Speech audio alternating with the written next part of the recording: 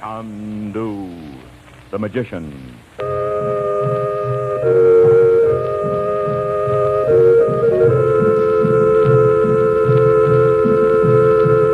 Good evening, ladies and gentlemen. The makers of White King Granulated Soap present for your enjoyment tonight and every weekday evening at this time, Chandu the Magician. Listen, and you will travel to strange lands. You will thrill to high adventure, romance, mystery. The magic of Cairo and Baghdad and the East, with their strange secrets and mysterious ways, will hold you spellbound as our story unfolds. You will come to love this drama as it is played against a backdrop of oriental color and intrigue. And just as you will like our story, so will you like the soap we make. White King Granulated Soap. It is so easy on hands that thousands and thousands of ladies say it's just like magic. There are many tales told on the radio, but only one, Chandu. There are many soaps on your grocer's counters, but none like White King. You will love White King Granulated Soap.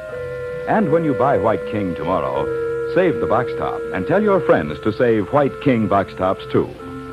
Now, let the play begin.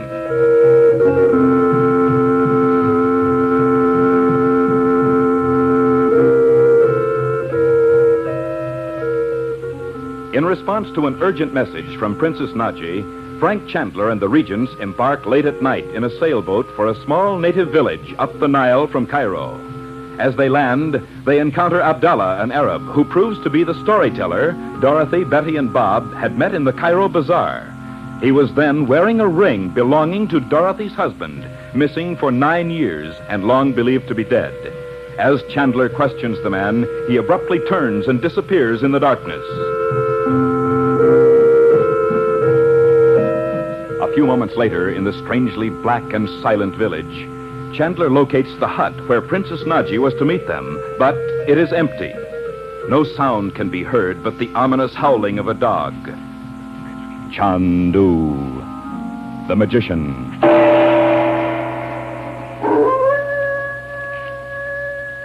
Oh, can't we do something about that dog? Maybe it's really true dogs howl when someone's dead. Oh, darling, don't. Well, the princess did say something about death, didn't she, Uncle Frank? Yes, she did. Well, maybe it wasn't the princess at all, though. I'm sure it was, Bob. We didn't see her in that blue flame, and you said you didn't either, Uncle Frank. I know, but it was her voice. Well, this can't be the place we were to meet her. Somehow or other, I've missed the direction she gave us. Well, didn't you think it was odd she should ask us to meet her in a place like this? I did. Well, if she's following Roxor, she can't be too particular about a meeting place. Well, anyway, we aren't going to stay here any longer, are we, Frank? No, we took the wrong path coming up from the river, and there's no time to lose if we're going to find Nagi tonight. The flashlight won't burn forever either. If it goes out, we'll really be stuck. I know. Come along. Oh, goodness, isn't it cold? I'm freezing. I still don't see how you could have missed the way, Uncle Frank. This little hut looks exactly like the picture we saw in the blue flame. Oh, they're all pretty much alike, Betty. Wait here a moment. There was a group of palm trees, though. Sure. 3 tall and 1 short, remember? And the path ran beside the 3 in a row. Oh, I see it now. Well, this must be the hut Nagi meant. Oh, it's funny nobody comes out of any of these houses to see why we're prowling around. Well, I doubt if anyone lives in the village now, Bob. Well, let's try the door. And I hope it isn't locked. Look at it. There's nothing to lock it with. Now, wait a minute. All right. Come on in. Oh, it's good to get out of that wind for... Frank, she isn't here either. Well, someone's been here. There's a table with candles on it. Yeah, that's better. And here's a piece of paper under the candlestick. A letter from the princess. Is it, Uncle Frank? Yes.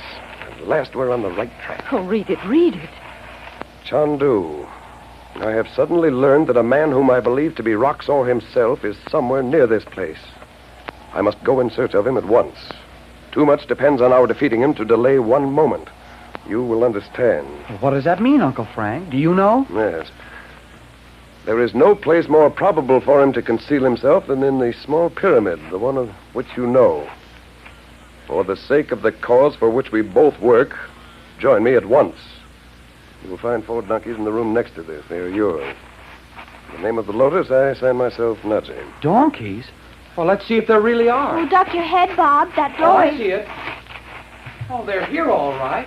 How about that? I'm almost afraid to meet your princess, Frank. Suppose she knows Robert's actually been dead all this time. Oh, Mother, darling. You look as if you'd already seen the princess and found out Daddy was really dead. Oh, I'm sorry. I knew I mustn't count on anything. Well, Frank, what now? Well, let's see. It's almost morning. There's a hotel, Mina House, only a little way from the pyramids. I suggest we go there. You can get some sleep while I go to meet Nagi. Oh, can't we go with you? Look, here's our transportation. Oh, this one with the black eyes is mine. Oh, let's go, shall we?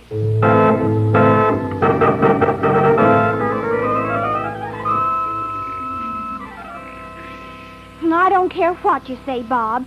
It just wasn't right to build a great big modern hotel right here in the face of the pyramids. Imagine. You didn't think so when we got here. You were glad enough to get a hot shower and a breakfast on a tray. Oh, Where's Mom? she was talking to Uncle Frank when I came down. Well, I hope she talks him into letting us go with him up there. I bet she will. Look, why don't we leave word at the desk and walk up there to the pyramids? It's not far. Oh, yes, let's. And you know what? I'm not even going to look back down here. I'm going to pretend the pyramids are out in the middle of nowhere, like they were 5,000 years ago. Oh, sure. You don't have to look so superior.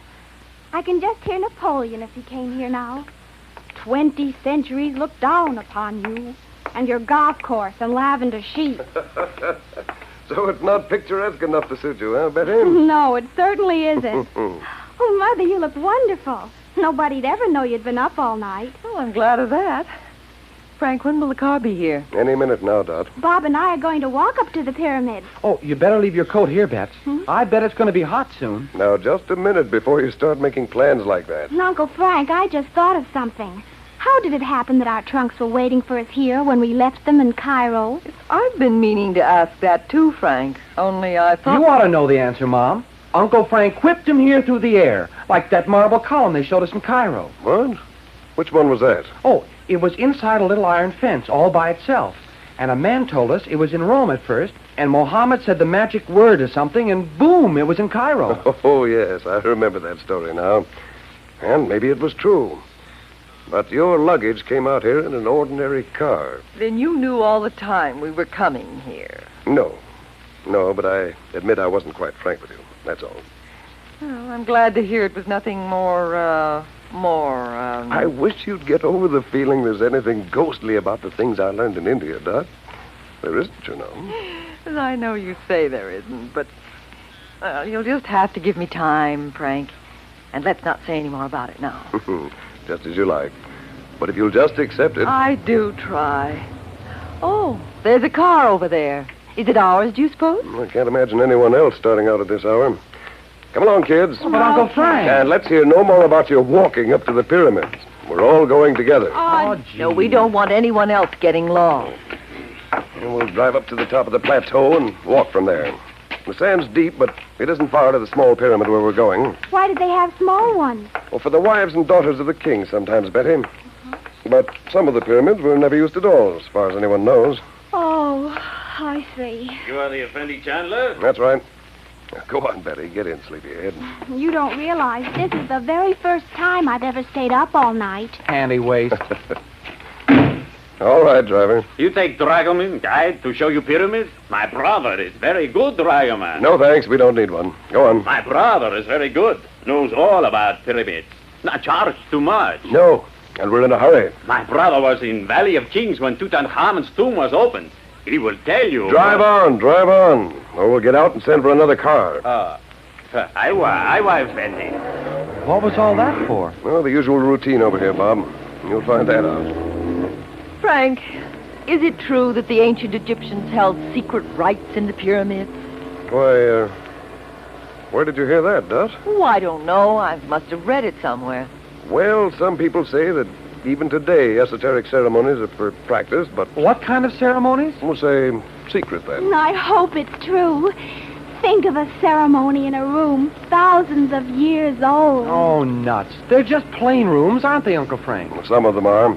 And some are decorated with carved symbols and painted in bright colors. Which kind are we going to? You'll see soon, Betty. Now, we get out here. The pyramids. Imagine standing right in front of the pyramids. You take my time, I'll take What a noise! At this hour, too, my... Empty! Uska! Be off! Be quiet! Driver, come back for us at 10 o'clock. 10 o'clock, you understand? I will come, Effendi. Allah protect you. Oh, he sounded like we'd need protection. No, pay no attention to it. Now, come around the corner of the pyramid here, out of sight of the camel boys. How small it makes you feel, standing in the shadows of something built 4,000 years ago. Yeah. And think of all the people that have lived here and died, and here this pile of rock stands just the same. That's what it was meant to do when it was built. But they had no idea people would drive up to it in a car or build tiled bathrooms for tourists just down the road. I know how you feel, honey. Now, here's the entrance. You'll find all the ancient history you want just inside. I don't see any entrance. It looks like an old doorway that's been sealed up forever. Well, that's just it. No one would think of it as a real entrance. Won't those camel boys be watching us? No, no. Pyramids and tourists are an old story to them. Oh, hurry up, Uncle Frank. Let's go in. I want to tell you something first. When the door opens, go in, all of you, as quickly as you can. There's a long corridor sloping downward, and on each side are deep archways with seated statues of Egyptian priests on each side. Oh. I'm telling you this so you won't be frightened when you see them. They look pretty real. Okay, let's go. Follow me closely and be careful of the steep slope. You ready? Oh, I'm All all set. ready. We're all ready. Yeah. There we are. Now, close it. There we go. Now, I'll go first and hold the flashlight so you can see the floor. Little white flower. Oh, Abdullah, you frightened me sitting there. What do you want? I sit here to make them think I am one of the ancient statues. But I don't understand. Listen to me. Well, hurry, what is it? Tonight, I will be in the garden at the hotel. You will meet me there But why? Why? to learn of your father. Oh, I knew you weren't as bad as they said you were. You will come. You will. Betty, are you lost? Come on. Oh, I'm coming, Bob. If it's about Daddy, yes, I will. Right after dinner. I'll be there. I promise.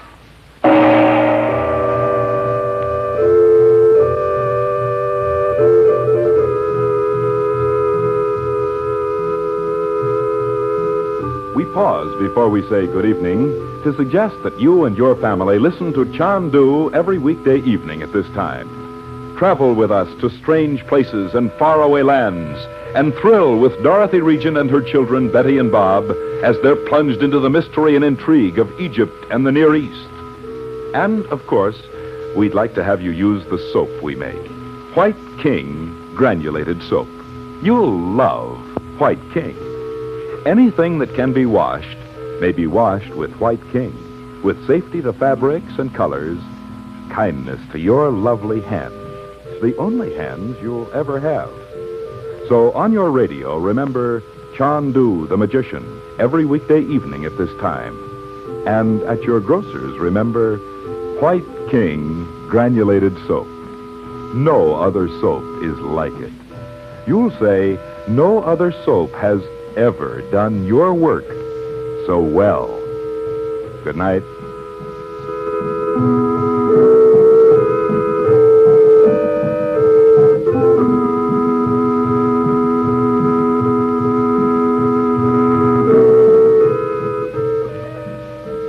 Chandu the Magician is presented for your enjoyment every weekday evening. Frank Chandler is played by Tom Collins. The makers of White King invite you to listen tomorrow at this time when the story resumes. Chandu the Magician. This is the Mutual Don Lee Broadcasting System.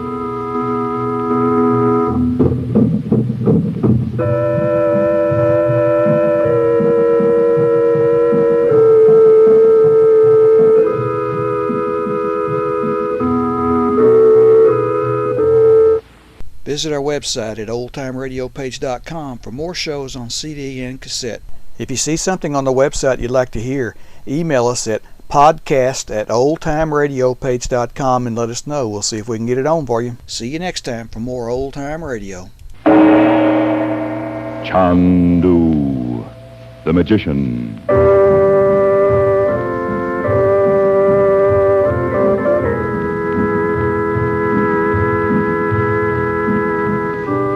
Good evening, ladies and gentlemen. The makers of White King granulated soap present for your enjoyment Chandu the Magician.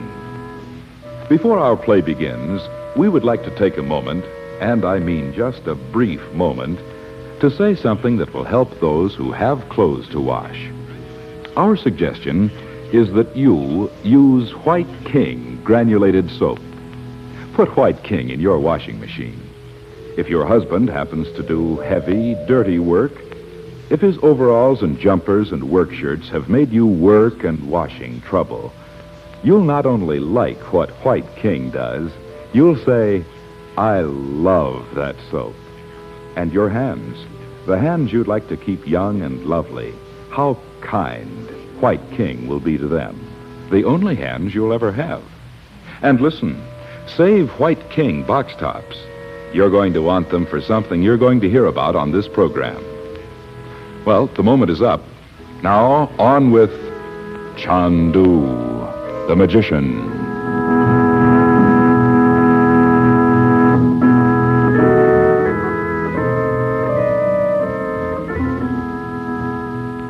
Frank Chandler, known in the East as Chandu the Magician, and the Regents enter a small pyramid known to Chandler since a visit to Egypt years ago. They hope to meet Princess Nagi there and learn whether Robert Reagent, missing for 9 years and long believed to be dead, is in reality still living. As they walk through the echoing stone passageway leading from the entrance, Betty is stopped by Abdullah, the storyteller the Regents had first seen in a Cairo bazaar. He whispers that he can give her news of her father. Frightened yet fascinated by this stranger out of the desert who has told her he is a prince in disguise, Betty promises to meet him in the gardens of the Mena House, the hotel near the pyramids where they are now staying. Now, after dinner, Betty sits with her mother in the hotel lounge, awaiting Chandler's return. Chandu the Magician.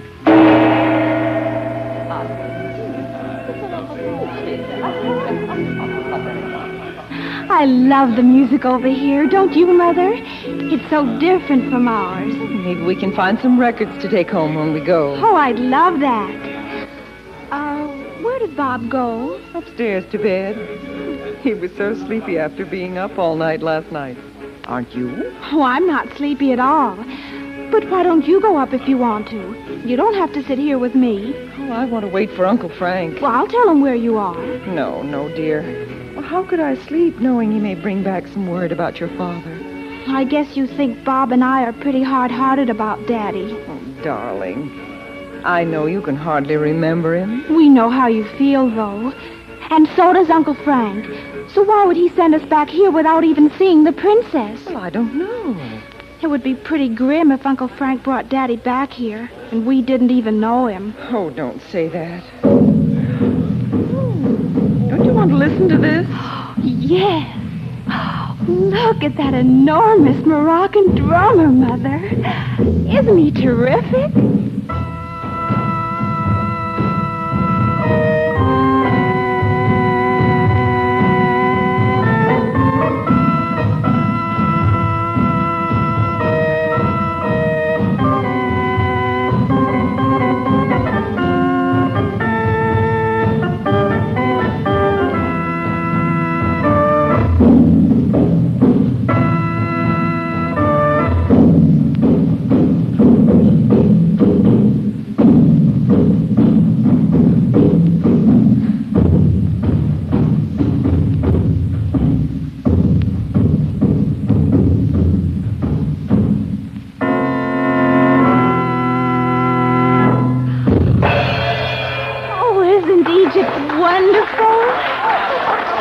Mother, you don't mind if I go out in the garden for a while, do you? No, I suppose not. When I was your age, I'd have been fascinated by all this, too. I won't be long. It's just... I know. If anyone speaks to you or annoys you, there are servants within a few feet. Call one and come back inside. All right, Mother. Don't go outside the grounds, dear. I won't.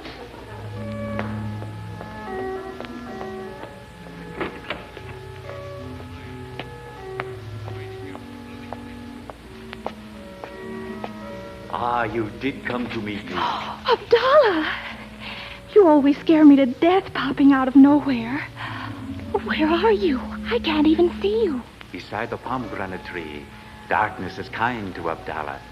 Oh, yes. I see you now. It is best for you to seat yourself in the chair near this tree, Mimosa Blossom. Oh, If anyone from the hotel should see you, they would not think it strange. all right, but I can't stay long. My mother will come out looking for me. Maybe I shouldn't have come anyway. It is good that you have come, little white flower. I will tell you something. It sounds very nice to be called such poetic names. But after all, I don't know you. Not really. My name, in case you don't know, is Regent. I know it well. But how do they call you in your country? Well, my friends call me Betty Lou. Or just Betty. Betty Lou. Betty Lou. It has the sound of music. Perhaps a day will come when I, too, may be your friend and call you... Look, tell me what you wanted to about my father. I know very well if my uncle knew I was out here with you, he'd... Well, I don't know what he'd do. Ah, yes. So, first, I must tell you I only wish to help you find that which you seek in Egypt. Besides, Daddy, how do you know what Uncle Frank's looking for? Let us say that I do know, Miss Betty Lou, and talk not about the beginning of my knowledge. Well, then... Oh, dear. I don't know whether I ought to talk to you about it at all. I don't even know what it is exactly. I have heard that in your country it is not wrong for a maiden to speak with a man alone. Oh, no, of course not. Anyway, I thought if you did tell me something about Daddy, Mother and Uncle Frank would understand why I did it. Your father, you have not seen him for many years? If you know so much, you must know we thought he was drowned 9 years ago. You had his ring, you know you did. What I do know is the reason you now come to seek him in Egypt. Well, we found out. I mean, something made my uncle think Daddy might be alive after all. So, of course, my mother decided to come over and see. Can it be that the golden-haired lady is in truth your mother? Yes, she certainly is. Everybody's always surprised. She is lovely, Miss Betty Lou. And you are like her as a rosebud is like a rose. Well, thank you. But I came out here to find out about my father. But in truth, you cannot reproach a prince if, after months of wandering about the bazaars in the dress of a poor Arab, he beholds beauty and dares to admire it. Are you really a prince? What are you the prince of? And why should you be wandering around in disguise? I am indeed a prince. But we must speak of your father, not of me. Tell me how you thought he died. Well, he was on the Athenia, and the Germans torpedoed it just after the war began. My father was drowned. And who told you of it? Why, he wasn't in any of the lifeboats, and then the steamship company wrote to Mother. Ah, yes. But what about that ring? Mother knows it was his because she had it made for him. Where did you get it? How does the lady your mother believe She thinks you stole it. I don't, because why should a prince do that? Where did you get it? And what does the Effendi, your uncle, believe? Why, how funny you sound. Do you know him? He didn't seem to recognize you last night by the river. Miss Betty Lou. Abdullah, did you have anything to do with the princess being so scared? Nagi? Why should I when I am only trying to help you? You know her, too? Oh, I don't know what to think. It's too complicated for me. All I know is I wish I could do something to help find Daddy. Just think how wonderful it would be for my mother. You are a most devoted daughter, Miss Betty Lou. Oh, no, I'm not. Not especially. But she's different from most girls' mothers. You know, we were up all last night, and we went out to the pyramid the first thing this morning, and... Yes, I know. Oh, that's right.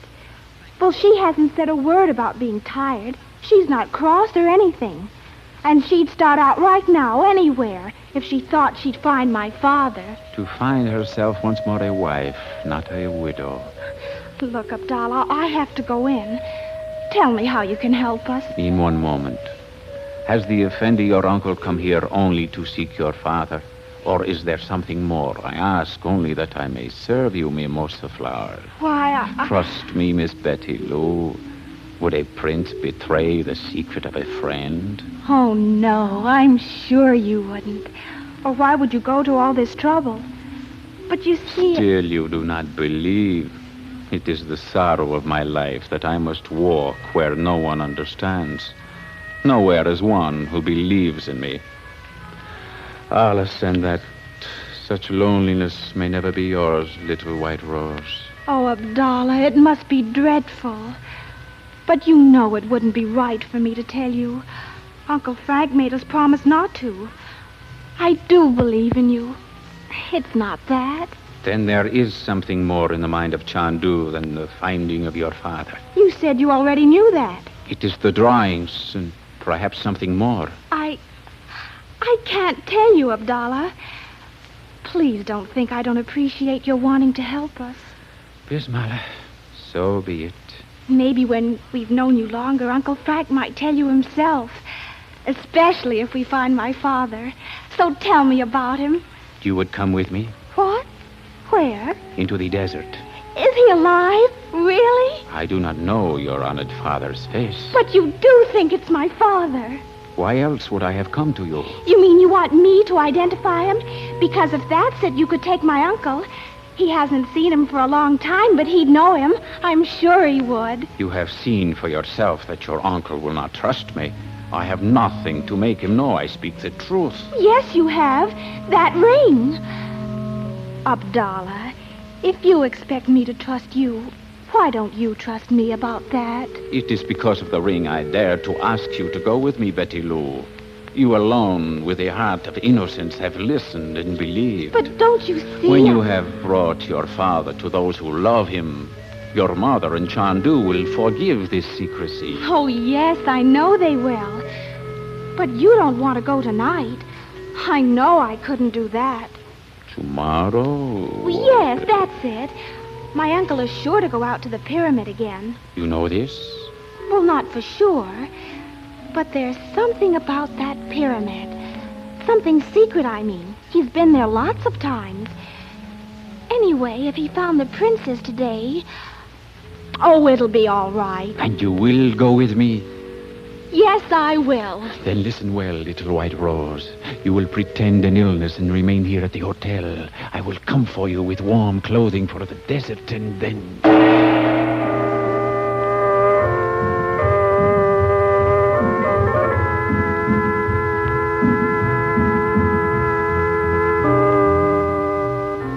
Before our program started this evening, we told you how wonderfully easy White King made the washing of heavy clothes like overalls and work shirts in your washing machine. I wonder if that might have given you the idea White King was only for the heavy washing you have to do. Why, of course, that isn't so. Say, your finest tablecloths and napkins, your daintiest lingerie, the fragile and lovely things you have to wash, White King Granulated takes care of them safely, gently, and we think as no other soap has ever done.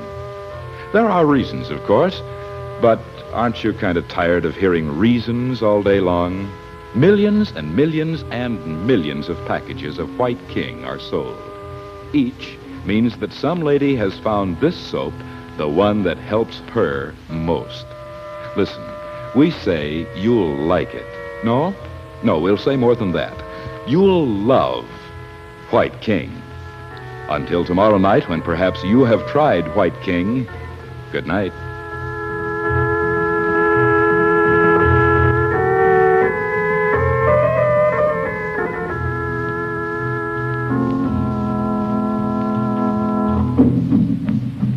Chandu the Magician is presented for your enjoyment every weekday evening. Special musical effects are by Korla Pandit. Your announcer is Howard Culver. The makers of White King invite you to listen again tomorrow at this time when the story resumes. Would you like a shout out? Leave a comment in the section below. Tell me who you want to shout out to, who you want to shout out from, and we'll get it up here for you. Hey, we want to say thanks for tuning in. Please like and subscribe so you don't miss any. You got a lot more of these up there. Go check them out under the playlist. Leave us a comment. Tell us what you want to see, what you think, and we'll see you next time.